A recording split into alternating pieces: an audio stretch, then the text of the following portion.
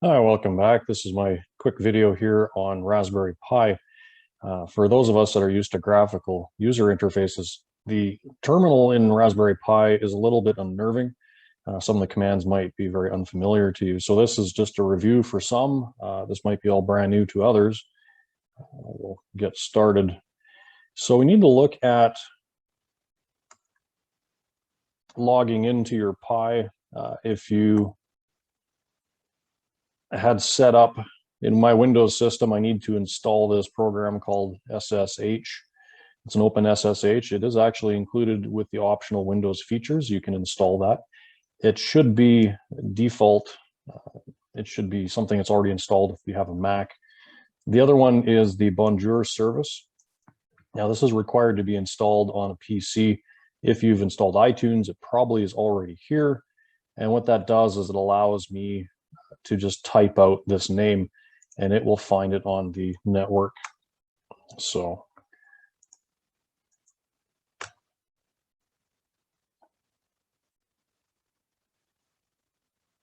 there we go. For some reason it was hung up. Okay, so you can see I've logged into my Raspberry Pi here for my Windows system.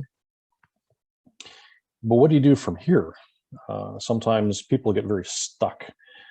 There's no options, there's no menus. Really, it's just, I'm going to give you some survival skills. The very first thing that I usually like using is the ls. And what that is, it's a list. And if you're used to Windows systems, that would be the same as the dir or dir, as some people call it. And what it does is it will list off any files, any directories. So here you have all these in front of you. So this here is the Linux directory structure. You can see at the very base here is everything is these forward slashes. That's one thing I think it's, if you're a Windows switching to Linux, is the most jarring is getting used to these here. The other one is the directory structure actually does not have drive letters. So you don't have a C colon something, something, something. It literally lives in this directory structure, and it doesn't really technically tell you what drive it's on. So it can be a little bit unnerving if you're not used to that. So this is what it looks like. The one that is of interest is this home directory. This is the one that you're going to be working in. So I've got a couple quick things here up on the left showing you all the different things. PWD, that is your present working directory. So you can see here in the terminal, it doesn't really tell you much. You just have this little tilde or curly Q, whatever you want to call it. But what that means is for the Raspberry Pi, the default home, and they'll actually put a little folder in here called Pi as well. If you're used to a Linux system, you will just have a home and then your username would come after this. In our case, Pi is the default username, and I'm going to use it. I don't need to change it. So that's the first one. ls is the one you've seen already. It will list off everything. The other one that I have here is a change directory. So that's CD. And you can see up there, I've got bookshelf, documents, music, and videos, those kinds of things. So I can go CD, say I want to get into my downloads. So the capitalization matters.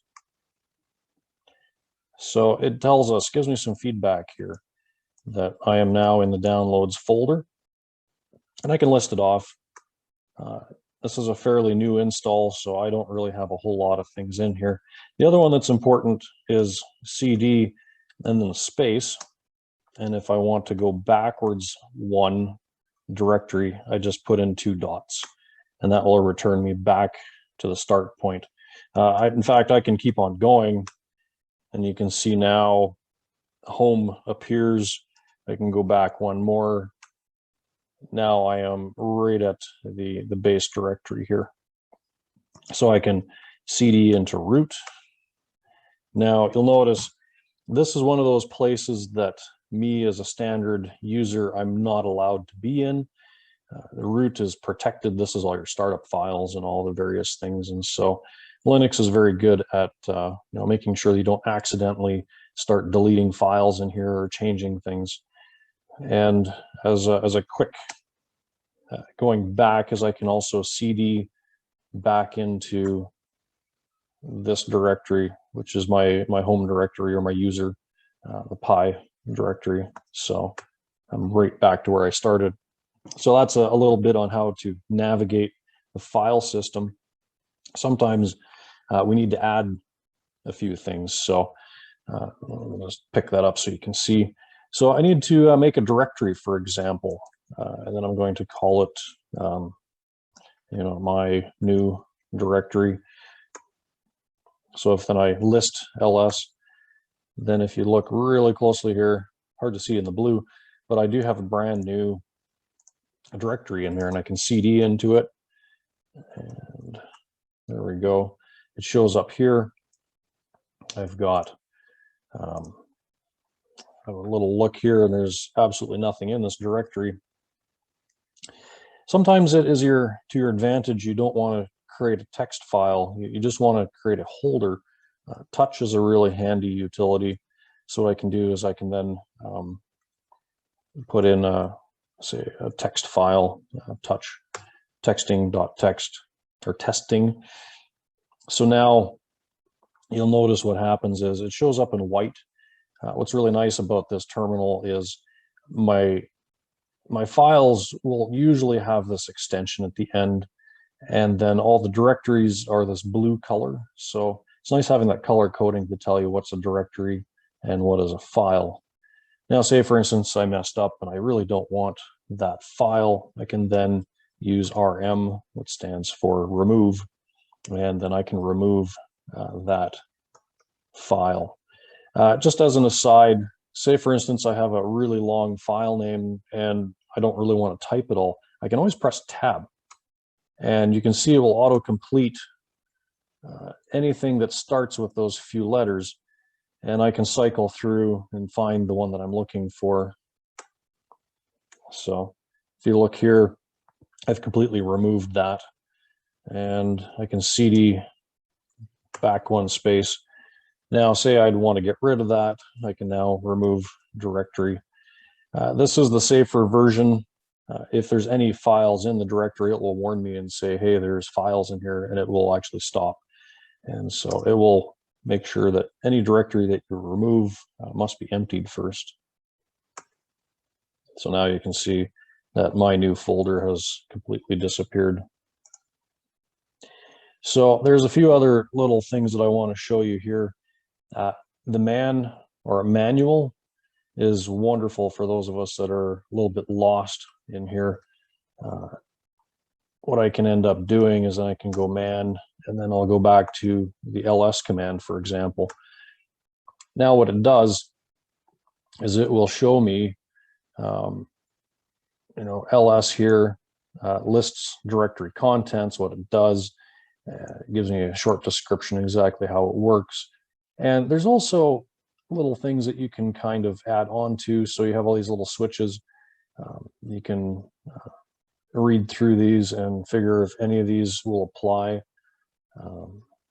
Now at the end here, it does say Q to quit. So I just press the Q key and it will return me back. And so that's one quick way to get information that direction. One of the other things I want to look at here is the Ifconfig. Sometimes you want to know, where am I on the network? So what this does is this Ifconfig configures the interfaces or network interfaces. So you can see here, this ETH, this is Ethernet, this is the hardwire that goes into Ethernet, the RJ45 jack. And you can see this is the IP address, uses this inet. And so this IP address is quite important. So if you want to know how to connect to yourself on this network, I can just use this number. The other one here, there is a this loop back. This is for local servers. This is be your local host. If you don't know what that is, that's okay. That'll be for in the future. There's also the WLAN. This is the Wi-Fi. And so, I mean, they give you all kinds of little informations here. And here you can see I've been assigned a different IP address. So I'm actually connected twice with my Raspberry Pi. My first one is Ethernet up here.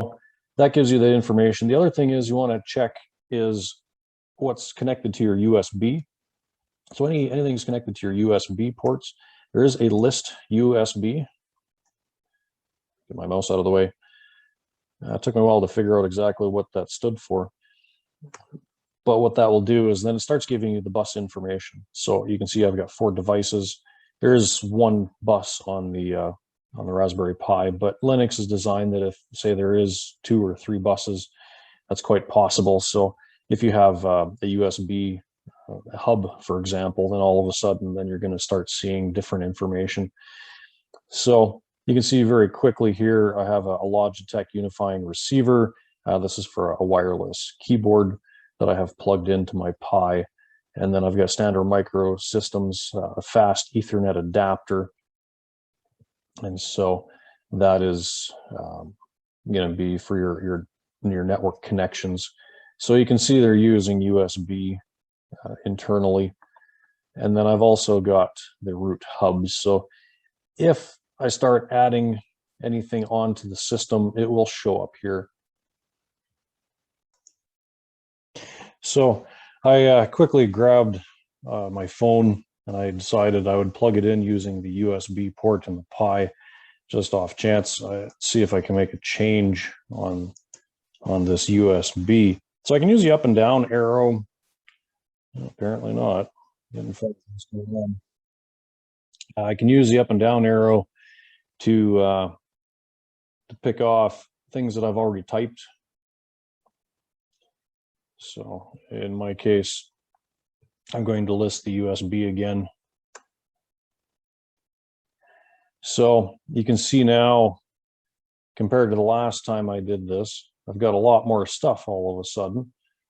In particular, I have now the Samsung Electronics Galaxy Series MTP mode, which is now giving me access to the SD card or the memory inside the Samsung. So this shows me that I got a device 9 now added. So this is a handy little utility to tell you what actually is hooked up to your Pi.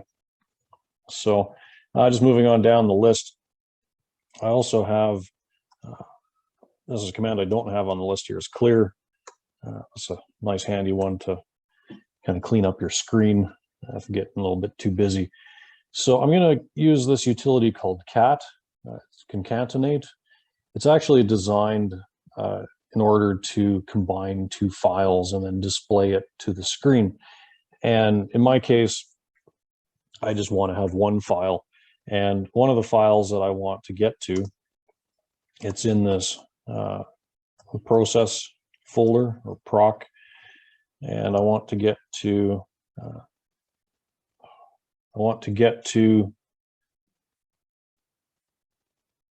CPU info. So what Linux does is it stores a file called CPU info. And so what I'm doing is now I'm going to display that file to the screen. Okay, ran into a bit of a gotcha there. Don't follow my list on the left there. I forgot one symbol.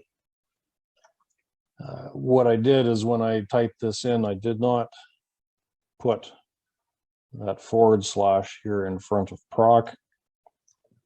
So I was actually trying to find a file that was actually in my home directory, and it sure wasn't going to find it. So it gives you a fairly good long list. And so you can see, it will tell you the model name. My Raspberry Pi is an ARM version 7 processor. And so it starts giving you all kinds of technical information, CPU revisions, those types of things. So, and then there's also the hardware.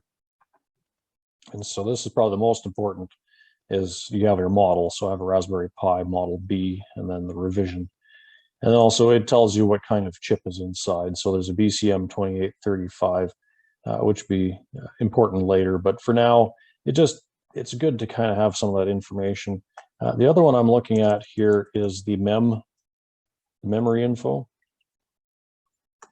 So this ends up being a much larger list, and there's quite a bit of information here. It's the memory total, so you can see what I'm running on, and then how much memory I have free, and then also they've got all the swap files and how much is cached, and this kind of information might be of use to you. The other one is you want to have a look at the disk file system, and so we can do that with this utility df, and this little h basically means human readable. It basically, instead of putting everything into very large numbers which are difficult to read off. So you can see how the file system is organized. So in the folder here, dev root, I've got 29 gigs. So this here is my entire SD card, and so they've used 4 gigs on there. There's 24 gigs available, so they give you a percentage as well. And then what will happen is there's a bunch of temp files that are set up. So this is probably the more important one here, is there's your boot sector. So it gives you an idea of what's all connected into your system, what's mounted. That's the other one that you want to look at is with Windows, I'm quite used to when hard drives or USB drives are put into the system, Windows finds it automatically, and you don't have to worry about that. With Linux is designed that you can't really do much until you use this mount keyword, but I'm not going to be mounting any drives today, but just to give you kind of a heads up.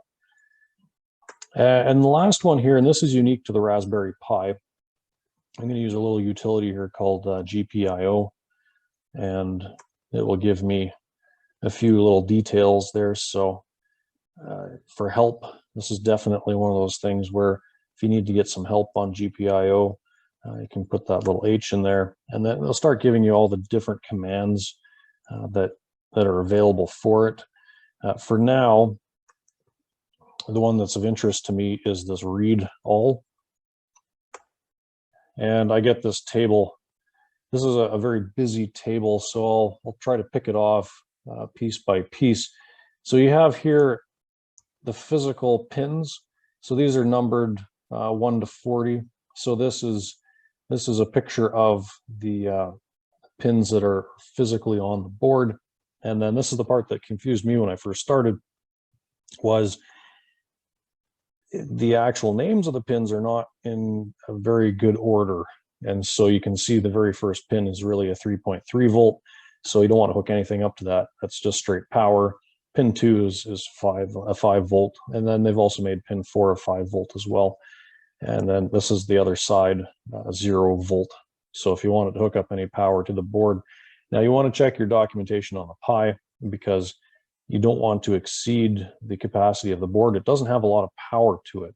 And so you can burn out your board very quickly if you plug in something that draws too much power. So you want to be careful of that. So you can see starting here, I have a GPIO 0, and then this is the number that I use.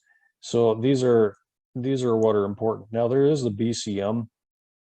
I can use those, but for now I just ignore them.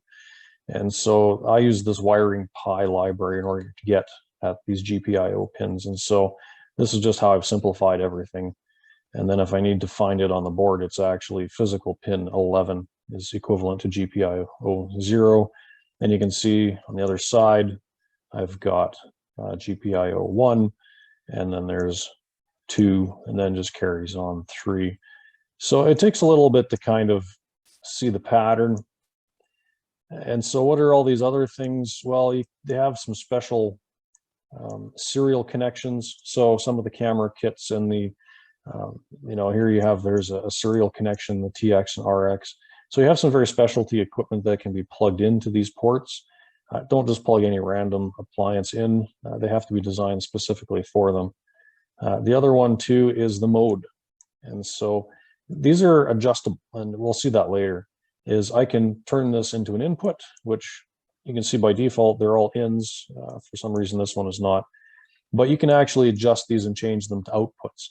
And so that's what you'd use to drive LEDs, or if you wanted to, move stepper motors or those kinds of things. So that is, in a nutshell, how to grab all the information off the Raspberry Pi.